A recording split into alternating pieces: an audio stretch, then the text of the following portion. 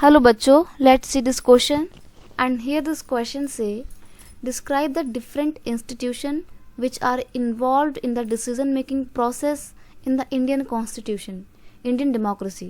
Question आपसे बोल रहा है कि इंडिया की डेमोक्रेसी में जो डिसीजन मेकिंग का पूरा प्रोसेस बनाया गया है उसमें अलग अलग जो डिफरेंट इंस्टीट्यूशन पार्टिसिपेट करते हैं, इन्वॉल्व होते हैं उस पूरे डिसीजन मेकिंग प्रोसेस के दौरान, उनके आपको रोल को बताना है या उन अलग अलग इंस्टीट्यूशन के बारे में आपको बताना है.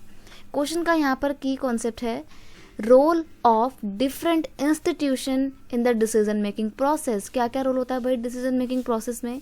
इन democracy 3 institution, legislature, executive and judiciary play a key role in decision making process. ये बहुत इंपॉर्टेंट रोल प्ले करते हैं तीनों ही इंस्टीट्यूशन, और डेमोक्रेसी की सक्सेस जो है इन तीनों इंस्टीट्यूशन के सही ढंग से काम करने पर ही डिपेंड करती है.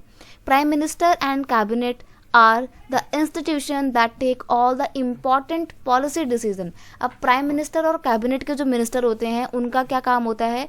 उनका काम होता है सभी इम्पॉर्टेंट पॉलिसी डिसीजन को लेना.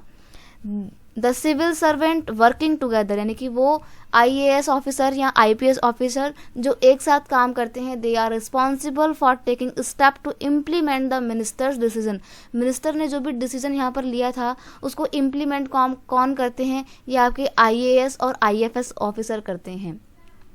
Supreme Court is an institution where dispute between the citizen and the government are finally settled. Supreme Court एक ऐसा इंस्टीट्यूशन होता है जिसमें डिसीजन मेकिंग के दौरान अगर कोई भी डिस्प्यूट हो जाता है गवर्नमेंट के बीच में और जनता के बीच में, तो उसको फाइनली रिजॉल्व करने का, सेटल करने का काम कौन करता है? आपका सुप्रीम कोर्ट करता है. तो इस तरीके से हमने यहाँ पे देखा कि कैसे अलग अलग इंस्टीट्यूशन अपना रोल प्ले करते हैं डिसीजन मेकिंग प्रोसेस में. I hope you understand it well. Best of luck.